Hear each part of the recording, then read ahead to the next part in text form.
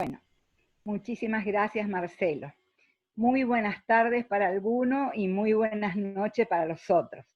En el día de mi santa patrona de Santa Rosa, quiero saludar a los hermanos peruanos que nos legaron esa santa, y leyendo un poquito sobre ella, encontré que la había confirmado Santo Toribio de Mogrovejo, y que ella ayudaba a San Martín de Porres. Así que vaya los peruanos y salud, hermanos del Perú. Vamos a encomendarnos al Espíritu Santo, a quien le pido nos ilumine la cabeza para entender estas verdades que quiero compartir con ustedes, y nos abra el corazón para darle fuerza, potencia, calor para poder evangelizar. En el nombre del Padre, del Hijo, del Espíritu Santo. Amén. Ven, Espíritu Santo, llena los corazones de tus fieles y enciende en ellos el fuego de tu amor. Envía tu Espíritu para darle nueva vida y renovarás la faz de la tierra. Dios, que iluminas nuestros corazones con las luces del Espíritu Santo, danos gustar de todo el recto según el mismo Espíritu y gozar para siempre de sus consuelos por Cristo nuestro Señor. Amén. Madre de la Divina Gracia, ruega por nosotros. San Pablo, patrono de los cursillos de cristiandad, ruega por nosotros. Muy bien. Mi rollo se llama No hay que ver para caminar, sino caminar para ver, y después que lo termine van a entenderle el sentido de lo que yo quise poner. Pero como era muy extenso, le pido que le soliciten al equipo cómo lo pueden conseguir por escrito, porque yo lo reduje para que me alcance el tiempo que me estipula.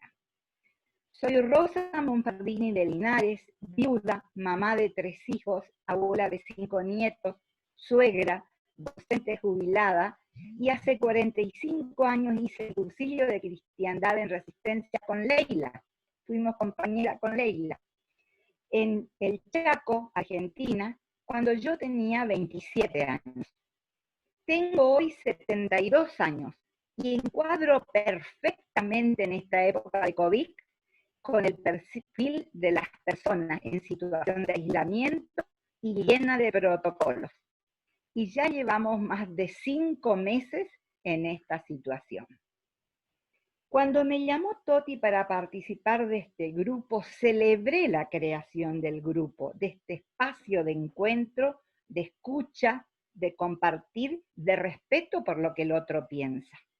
Aclaro que esto que escribí y lo comparto no busca instruir a nadie, no busca dar conocimientos, sino compartir con ustedes un puñado de experiencias de mi vida, de reflexiones, de testimonios, que vividos por mí son parte de mi verdad. Dice el Papa Pablo VI, lo vivo vale, se valora mucho más que lo teórico y especulativo. Fui, como dice Eduardo, un aprendiz de cristiano, pero dura para aprender, porque era una creída. Hoy permite tener una visión retrospectiva de mi vida, ver el camino andado y así comprender el sentido que el Señor le puso a mi vida, el valor, entender el valor de mis luchas, de mis caídas, para ser en el día de la fecha una mujer plena y feliz como el Señor me soñó. No soy maestra de nadie, soy testigo del jefe de la banda, como dice Padre Smith, porque siento la responsabilidad de ser la conclusión del carisma fundacional en esta lejana tierra de América del Sur, donde tanto nos cuesta que se entienda la verdad.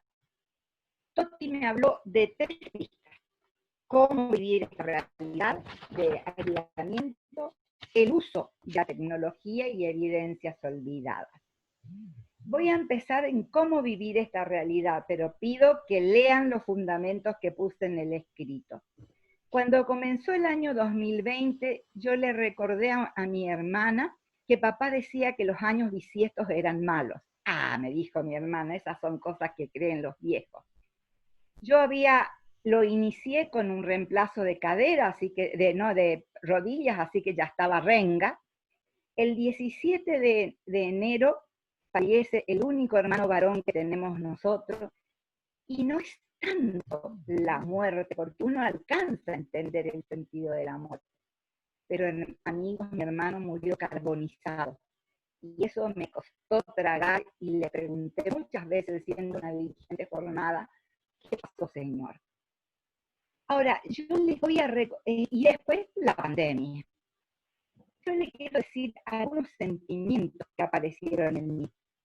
La soledad, el miedo, la incertidumbre, me sentí vulnerable, la pérdida de horizontes, porque por a veces hay razones, sirve la vacuna, no sirve, me contagio, no me contagio, el desamparo de los enfermos, la limitación de los espacios, porque me tuve que venir a mi dormitorio, porque quedamos 5 con 2 criaturas en casa, entonces me tuve que recluir a mi dormitorio, la templanza para no romper vínculos, la duda, ¿y si me enfermo? ¿Quién me cuida?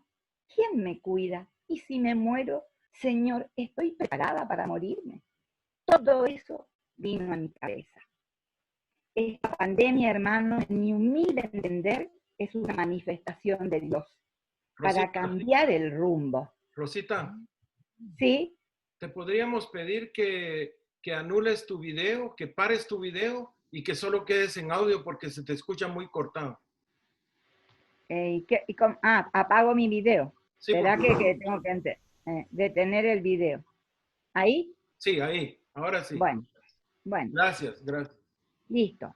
Esta pandemia es una manifestación de Dios para cambiar el rumbo. Y no se va a resolver con las mismas actitudes y miradas con las que vivimos, juzgamos hasta el día de hoy. Aquí encontré el desafío que nos da Dios a cada uno de nosotros. La vida y la muerte están en nuestras manos, en tus manos, hermanos. Y tendremos que resolverlo. Cada uno sabrá qué tiene que poner para pasar esto. Voy a hacer una pequeña conclusión. Por esta pandemia tocamos fondo. No vemos claro lo que viene, no vemos lo que viene. Tenemos que caminar para crear caminos que nos permitan resurgir y resucitar. Voy al segundo punto, al uso de la tecnología, que yo soy una bruta con esto del uso de la tecnología, me cuesta, necesito a mis hijos que me resuelvan todo eso, por eso recién ajusté cuando me dijiste. También lo desarrollé en el rollo.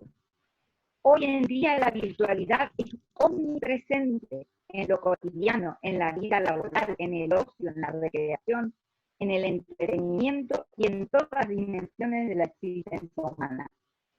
Hay que buscar la humanización de la tecnología, porque ha impactado en la configuración del pensamiento. A mí me pasan un montón de signos que me cuestan entenderlo, porque yo reflexionaba, hablaba. Y a veces, hermanos, pienso que esta biblioteca colmada de libros de religión, el día que yo me muera no sé dónde van a ir a parar, porque ahora ya ni sirven esas cosas, porque todo lo tengo en la computadora.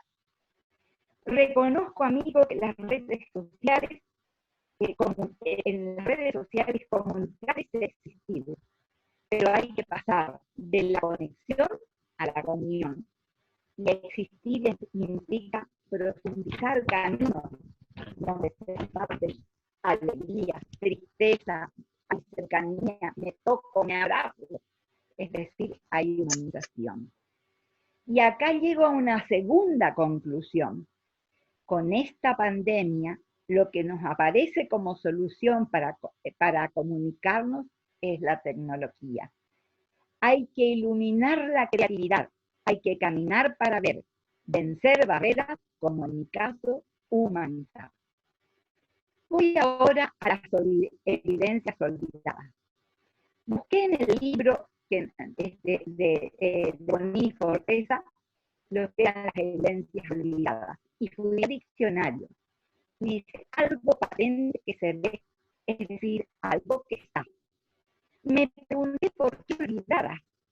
¿Se las dejó de usar? vino otra corriente del pensamiento, y yo les aseguro que después de esta reflexión, yo estoy convencida que hay que volver a remover estas evidencias olvidadas. Quiero tocar como evidencias olvidadas el camino experiencial, el valor de la experiencia del amor de Dios en las personas. Tal vez algunos la describan como vivencia.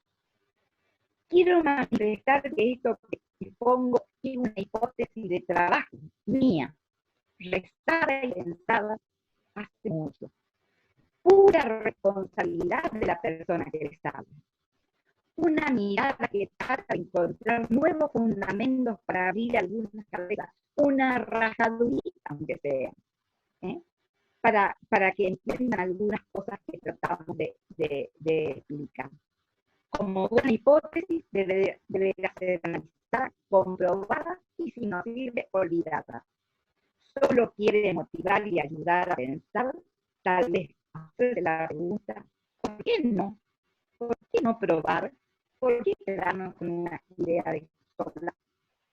Para entender las evidencias olvidadas lo haré en 3 caminos. En el primer camino, encontrar la secuencia de las experiencias del amor de Dios en el proceso de construcción de los cursillos para demostrar la tarea que hizo Eduardo Bonín como fundador. Esto es un aporte personal. El núcleo que a mí me interesa hoy es encontrar en estas experiencias la forma de hacer reverdecer, renovar en la vía de la normalidad la presencia viva y operante de Jesús resucitado en la vida común y ordinaria de todos los días.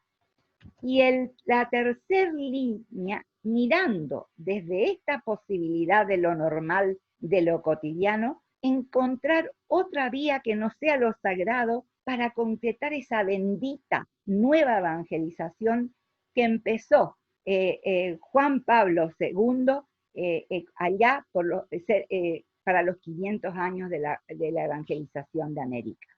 Voy a desarrollar la primera postura. Cursillo es el primer brote del movimiento. No es fruto de la teoría nacida de un grupo de expertos en el tema, sino en la experiencia del vivir. Fue un largo proceso de rezar, hacer memoria, probar, comprobar, mejorar, agregar, desagregar, corregir. Y así nacieron los cursillos de cristiandad. Son frutos directos de la experiencia, con una base fuerte de verdades del Evangelio y del estudio de la realidad. Dice Bonín cuando habla de la visión, dice así: ante todo dejar constancia que el proceso fundacional de Cursillos teníamos una visión sobre las personas, el Evangelio y el mundo que vivimos, y sobre los métodos mejores para que los tres puedan converger. Amigos, Eduardo Bonín experimentó el amor de Dios con su educación cristiana que le dio fundamentos y principios vividos en su familia.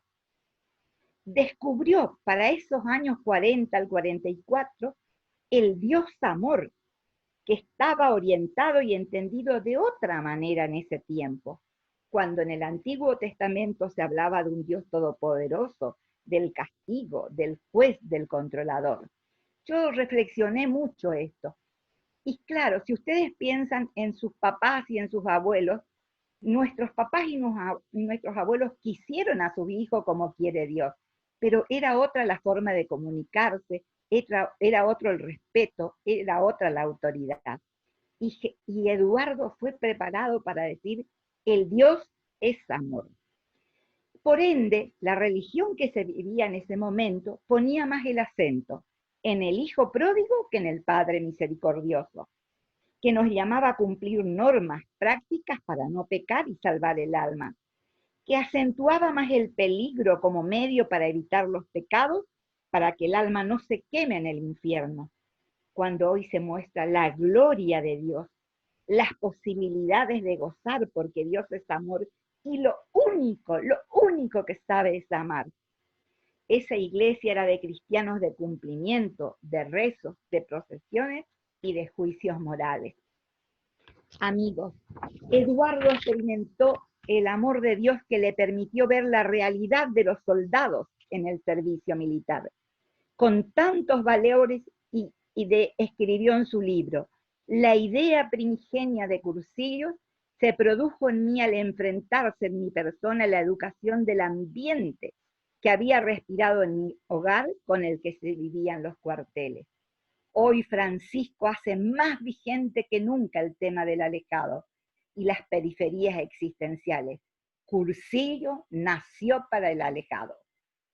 Eduardo Bonín experimentó el amor de Dios cuando descubrió la importancia del ser persona, amada por Dios, cuya vida tiene sentido y valor, devolviéndole la dignidad de hijo de Dios.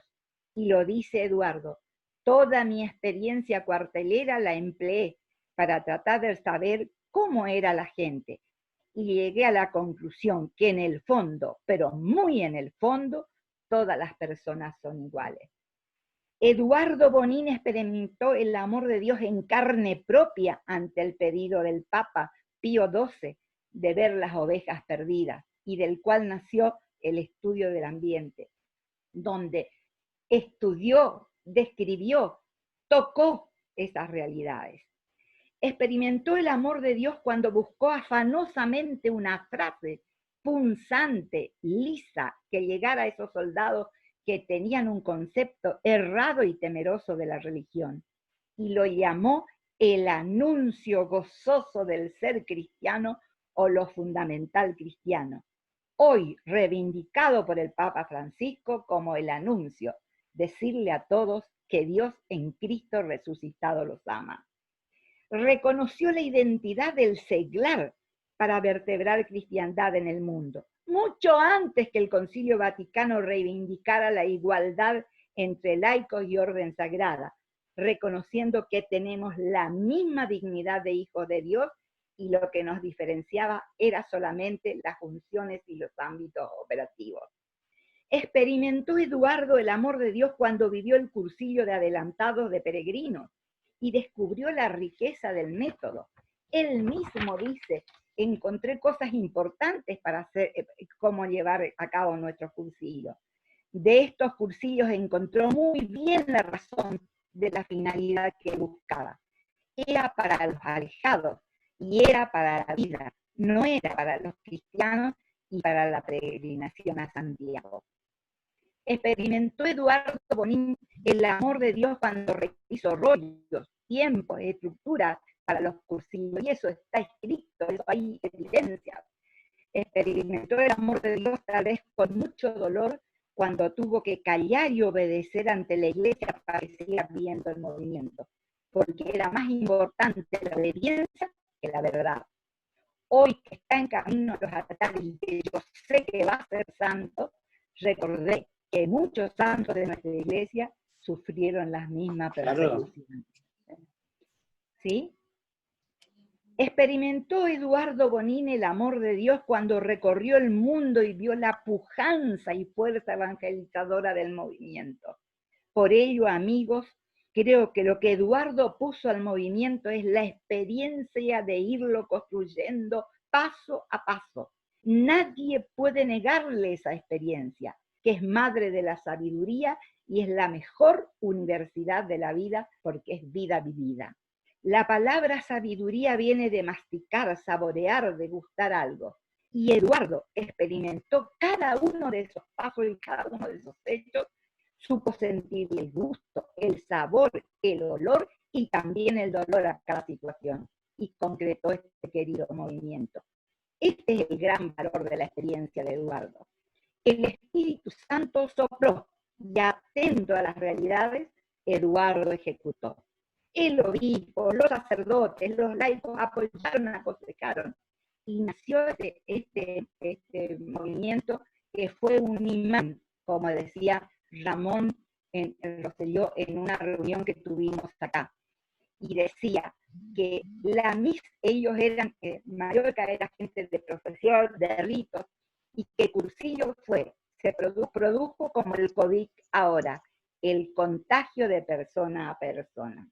¿Cómo no podemos entender aún que después de tantos años que a partir de Cursillo hubo otra mirada, otra forma de evangelizar, otras pistas de despegue, aún antes del Concilio Vaticano? ¿Y por qué? ¿Cuáles son las razones de la fuerza de este movimiento de impacto? Importantísima, porque partió de dignificar y empoderar a la persona, para que se dé cuenta cuánto valor tiene ante Dios y que su vida tiene sentido. Porque mostró un modelo, un espejo para mirarse y construirse, el Cristo vivo, humano, resucitado, que vive acá y ahora, presente en la historia personal de cada uno, presente en su vida, presente en sus lágrimas, presente en sus desilusiones, en la esterilidad de muchas cosas, pero que pueden imprimir un nuevo sentido a la marcha de la vida. Y porque encontró en la amistad el cauce, el camino para seguir creciendo en compañía, acogido, protegido, arropado. Podríamos decir, amigos, que la amistad es la escuela de los aprendices de cristianos. Todos estos valores, persona, Cristo y amistad, tienen tanta fuerza de interpelación en el corazón que generan un estilo de vida o mentalidad. Finalmente permite que el hombre que conoce su rumbo, que llena su corazón de amor, impregne el evangelio sus metros cuadrados donde vive.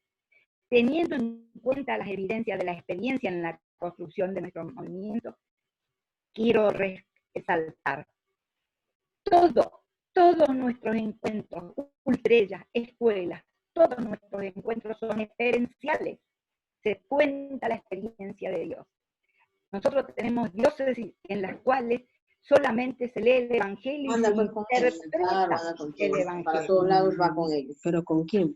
Bien, y entonces nos encontramos con que en esas experiencias, son contar cada uno quién sabe más, pero no dicen qué hace el Evangelio en su vida. Nosotros hemos ido al Paraguay y nos encontramos con gente que recién salió de cursillo, que le hacen llevar un cuaderno y ideas fundamentales y le toman lección de tal número a tal número. Amigos, esa persona que salió de cursillo necesita saber que le cuenten quién es su Dios, que lo escuchen, que compartan sus experiencias. Por eso es experiencial. Bueno, que los desafío a pensar esta postura. Ahora voy a mi segunda propuesta, que es donde radica la riqueza de lo que yo fui meditando, que es hacer consciente de gustar y potenciar la vivencia de la experiencia de Dios en la normalidad, en el tiempo, en la geografía de nuestra vida. El cristianismo, amigos, se vive y se palpa, se siente en el encuentro con alguien. Esto pues será siempre los cursillos de cristiandad. Es necesario el encuentro para poder mirar como el Señor con la mirada desde la fe. ¿De dónde arranca esto? De entender que el encuentro es experiencia existencial gozosa, de largo aprendizaje, en donde en un lugar estoy yo, que tengo que aprender a sacar mi soberbia, a pulirme, a saber que soy finita, que tengo finitud, y del otro tengo lo infinito del amor de Dios. Soy una mujer imperfecta, amada por un Dios perfecto. Reconocer que yo no lo puedo todo, que no soy sabionda, que no soy todopoderosa, pero que hay una roca que nunca me falla, donde yo me puedo recostar, que me protege, que me da fuerza. Miren, yo tengo un testimonio muy sencillito. Cuando a veces siempre viví lejos de mi trabajo y me olvidaba una cosa y yo, como era la perfecta, me enojaba conmigo, me culpaba, yo estas arterioscleróticas, todo desordenada, hasta que comprendí que a veces cuando me olvido una cosa, entendí que era el plan de Dios que me permite, que me libra quizás de que, y ese es el plan que Él quería, que yo me olvide por algo esas cosas, y soy más feliz, porque no me estoy cargando de culpa y de rencores porque no hago bien las cosas. Sin experiencia de Dios no habrá creyentes, dice Ramer. Esta visita de Jesús en el corazón consiste en un saber experiencial, más que en un mero conocer racional. Esto nos lleva a venir al estilo de Jesús, de a pie, caminando, estar en este mundo, tocar, sanar, curar, misericordiar, estar al lado de, llevar confianza. Eso es lo que nos pide el Señor. Es encontrar a Jesús como alguien, no como idea, como una norma, una ley religiosa. Y se realiza a través de la diversidad de personas, de vínculos, de circunstancias. Tiene rostro, tiene voces, tiene historia, tiene tiempo y tiene espacio. Evangelizar, hermanos, no es desarrollar una religión, sino anunciar el reino de Dios en mi vida, donde señorea mi vida. Él es el Señor de mi vida y me capacita para llevar el reino de Dios a los demás, que es sencillamente llevar verdad, llevar justicia, llevar paz, llevar alegría, diálogo, misericordia. Eso es evangelizar. Recuerden que para nosotros evangelizar, por lo menos nosotros viejos, que hace muchos años hicimos, evangelizar era hacer cosas. Esto es fácil, es de Dios. Lo difícil es contar con qué actitudes hacemos esas cosas y cómo las actitudes labran en nosotros nuestra conversión. Este proceso de dejar de encontrarse con el Señor en cada acontecimiento del normal vivir genera una sacramentalidad. Esto lo saqué de un libro de Córdoba, acá, del Sínodo de Córdoba. La sacramentalidad de lo cotidiano.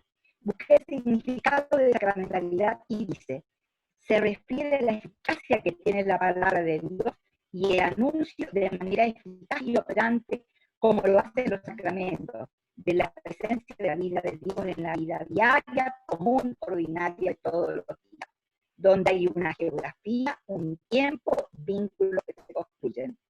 Encontré que los acontecimientos cotidianos generan una sacramentalidad. Y entonces dije, bueno, voy a hablar un poquitito de acontecimientos. Y si ustedes, yo les diría a ustedes, hay veces que no nos damos cuenta de la presencia del Señor en lo normal, de lo cotidiano. No dejamos que se nos manifieste, no dejamos que nos emocione el alma. Y a veces inclusive hacemos mucho más trabajo para tapar esa situación. Yo les preguntaría, los invito hoy unos minutos a pensar, ¿dónde lo encontraron hoy a Dios, al Señor de sus vidas? En la mesa dominical, en la soledad. Eficio capaz que lo encontró en su jardín, entre sus flores, en una llamada telefónica, en la caricia de un nieto, ¿dónde se les manifestó el Señor? Los acontecimientos, amigos, no son los hechos que anotamos en la agenda, no son casualidades, sino intervenciones amorosas de Dios. Son ejes de claves existenciales que generan y condicionan opciones de vida.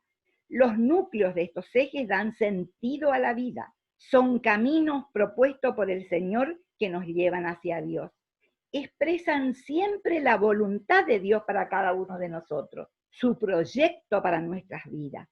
Los acontecimientos, amigos, nos manifiestan el plan, y no solo el plan, sino la pedagogía de Dios que nos lleva a ser aprendices de cristianos.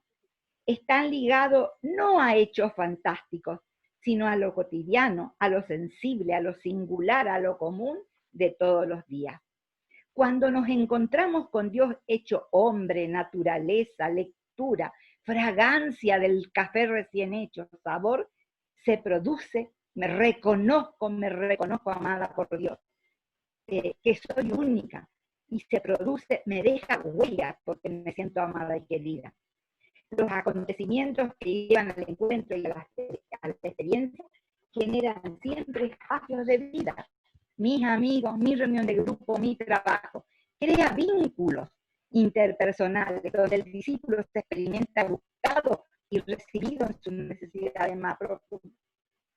Permite descubrir al otro digno del amor de Dios como yo, que lo ama tanto como yo y que me ayuda a construirme como persona. Habla tanto el Padre Santo sobre que no seamos autorreferenciales. Los vínculos arrancan liberación para las personas porque se siente escuchado, comprendido, arropado, sostenido, tenido en cuenta, y eso que da seguridad. Esos vínculos generan amistad, y la amistad es una escuela de aprendizaje para entender el amor y así aprender nosotros a amar. Dice Francisco en Evangelio Gaudium: cada vez que nos encontramos con un ser humano en el amor, quedamos capacitados para descubrir algo nuevo de Dios. Entendidos así, se da la importancia y respeto a los procesos que llevan a la conversión del otro. Él se puede ir dando cuenta de lo que le va pasando, puede compartir con los pros y los contras del otro. Es decir, nacen los testimonios porque se construye testigo. Estoy segura que si nuestro dirigente lo ayudamos a ver, entender los acontecimientos y las manifestaciones de Dios, van a arrojar muchos más testimonios sencillos, simples, en nuestras redes y en nuestras reuniones de grupo. Se convertirán en testigos, no maestros, y el testigo se convierte en profeta que dice, grita, denuncia, anuncia y trabaja con su vida. Ahora bien, ¿por qué este valor del acontecimiento? Porque en ese espacio y en ese tiempo se lleva a cabo el trípode: la piedad, el estudio y la acción. Porque si la piedad va al paso y vos haces ese encuentro con Dios, te das todo consciente de que en todo el día Dios está contigo. Le vas dando cuenta de esos momentos. Si el estudio es encontrarle un sentido a cada uno, vas discerniendo de esos encuentros, vas discerniendo cuál es el plan del Señor. Y en ese espacio te queda la necesidad de brindar amor, y ahí nace la acción y comunicar esto que se evangelizar. Puedo decir que cada acontecimiento en la normalidad de nuestra vida es la geografía donde el aprendiz de cristiano vive sus tipos y se construye como cristiano. Una cosita sobre el trípode. Es necesario, hermanos, que entendamos de una vez por todas que el trípode no son obligaciones externas que hay que realizar. Tengo que rezar, tengo que estudiar, tengo que hacer acciones. La piedad, el estudio y la acción tienen otra dirección. Nacen del interior de las personas y se expanden hacia afuera. Son actitudes que brotan del corazón por obra del Espíritu Santo al sentirme amado. Sé en quién confío, que su plan es siempre para mi bien, aun cuando hay dolor y sufrimiento. Sí. Sí, debo confiar plenamente, tener esperanza, abandonarme porque me creó por amor y sin que nadie le diga, para que yo no es que quiera que sea perfecta, sino plena y feliz como el Señor me pidió. Yo le pregunto esta tarde, ¿ustedes son plenos y felices como Dios nos enseñó? Amigos, ¿por qué señalo como una evidencia olvidada? Porque si bien fue así desde el principio, Cursillo fue perdiendo mordiente evangelizadora en el mundo. Lean los encuentros, no los viejos encuentros mundiales y latinoamericanos, los de ahora. Y nos quedamos en los diagnósticos, en las interpretaciones, en el relato, la teoría, la norma que controla si cumplimos, las estructuras de poder, la burocracia en las cosas de Dios y las torres de mando que se olvidan del servicio. Le hemos menguado a los cursillos amigos la vida sencilla y simple para los que nacieron. Cursillo es anuncio, es experiencia, es vivencia y es convivencia. En cursillo se responde siempre desde la fe, desde la experiencia. ¿Cuánto me costó entenderlo a Eduardo cuando hablaba de la fe? Y claro, ¿cómo no me va a costar si nosotros lo entendíamos a la fe como dogma? Y es este juego, encuentro, búsqueda, encuentro, experiencia del amor de Dios, interpelación a mi corazón, respuesta, nuevas actitudes y conversión.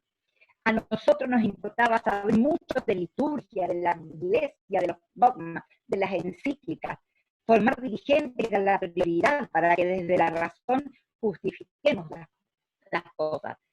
Ojo que no estoy diciendo una cosa que no corresponde. Por favor, yo no niego que esto tiene que hacer el dirigente, que tiene que conocer su iglesia, que tiene que conocer su realidad. Lo que afirmo es que si solo comentamos esa vía del conocimiento, se priva el gozo de la experiencia del encuentro con el hermano. Urge cambiar paradigmas, amigos, y no le tengan miedo, porque el Papa lo dice. Elegir a un dirigente antes, creía que me elegían porque yo era la mejor, porque daba bien el rollo, porque tenía experiencia. Mentira. Un gran sacerdote, el padre Abel, que hace poco nos dejó, decía, Cursillo no es fácil ni difícil, es delicado. El Señor tiene el buen gusto de llamarte, de elegirte. Pero Dios no llama a los capacitados, sino que capacita a los que llaman. Ir a un cursillo, amigos, significa que no vamos porque somos los mejores, sino porque el Señor nos da una oportunidad de mejorarlo y de capacitarnos. Cambia el paradigma de hacerle yo un favor al Señor, el Señor me está haciendo el favor a mí. Cursillo, decía él, quedaron como ideas fuerzas, es una operación de alta complejidad, porque trabajamos con alma, y no puede entrar al quirófano cualquier chambón, decía él, sino el especialista y el capacitado. Muy bien, esto estoy convencida, por eso que el movimiento ha perdido mordiente. La técnica y la organización se comió a la mística, que es y al dejar el misterio no se le deja espacio a Dios, a la capacidad de asombro y a la obra del Espíritu Santo. Fuimos más importantes los dirigentes que Dios, a tal punto que muchos nos creímos dioses. Así en mi patria fueron cesando los cursillos, no hay fichas, no hay reuniones de grupo, se empobrecieron el movimiento, y en algunos lugares hasta desapareció. Hay buenas fundamentaciones, por ejemplo, cuando dicen de que es el tema de que el trabajo, por ejemplo, pero yo escuché decir, por ejemplo, que Brasil hizo cursillo de 2 días y mixtos para salvar al movimiento. Mentira, eso no son cursillos de cristiandad, porque no respetamos los procesos que suceden del triple encuentro. Ya no sirven en nuestros movimientos los maestros que enseñan, que muestran las carreras espirituales y pasan el currículo de cuántas veces fueron rectores y son dueños de la estructura. Sirve el testigo, el que anda de a pie, el que interpela su corazón de hombro a hombro con el otro, el que cuenta cómo lucha por vivir las verdades. Finalmente, esta forma de vivir el cristianismo genera actitudes. Bien dice el Papa, hay que pasar de una pastoral de la organización a una pastoral de las actitudes. Yo soy amada por Dios, amigos queridos, no porque soy buena, santa, digna y sin pecado y rezo mucho, sino porque Dios es bueno y me ama de manera incondicional y gratuita y me busca siempre. Conclusión, reflexionemos como dirigentes del movimiento esta postura de revitalizar los acontecimientos como nido donde se vive el trípode. Y poder decir, como dijo Eduardo, hacer de la vida un continuo, asombroso y agradecido acontecimiento. Y la tercera propuesta, esto que yo les propongo para el movimiento, hacerlo en nuestra iglesia toda, para que sea el contexto de la nueva evangelización, porque no seguimos luchando con lo de la nueva evangelización. La gran revolución llevada a cabo por Jesús consiste en haber abierto a los hombres una vía de acceso distinta a la vida del conocimiento. Entonces, luchemos, digamos todo eso, amigos. Hay que sentarse, ya termino, hay que sentarse, consensuar, dialogar, tener plena libertad para aportar las verdades y juntos crear vías de entendimiento. Uno quiere muchísimo al movimiento. Hay que recuperar nuestras raíces, hay que recuperar nuestras evidencias olvidadas, hay que tomar la fragua del Espíritu Santo y darle buenas vueltas para encender el corazón, porque la cabeza está llena de ideas, pero si el corazón no tiene corazón, no podemos evangelizar. Hay que una nueva evangelización sin actitudes nuevas para todos. Este es el gran desafío. Entonces, urge sumar verdades, buscar puntos de encuentro, construir puentes. Si queremos a nuestro movimiento y nuestra iglesia y reconocemos la fuerza evangelizadora, ¿por qué no cambiar? ¿Por qué no construirnos? ¿Por qué no sentarnos y ver todo esto? A este gran desafío cuando termine la pandemia. Hay que permitir facilitar el parto, donde nacerá la nueva era, si es que aprendemos la lección. Indudablemente, un proceso de parto es doloroso y largo. Habrá que cambiar postura, aunque más no sea la cabeza y los corazones, atender a la diversidad de opiniones, buscar consensos, dialogar, sin olvidar el cristianismo que consiguió este encuentro. Por eso el título de mi charla, no hay que ver para caminar, sino caminar para ver nuevos caminos, nuevos senderos, nuevas formas, nuevas posibilidades de potenciar la tarea evangelizadora. Quiero terminar con esto que le va a gustar a los de España, golpe a golpe, verso a verso. Caminante no hay camino, se hace camino al andar, olvida andar, golpe a golpe, verso a verso, vamos. Caminante no hay camino, se hace camino al andar, de colores. De colores, Rosita, de colores. Damos las gracias a Dios.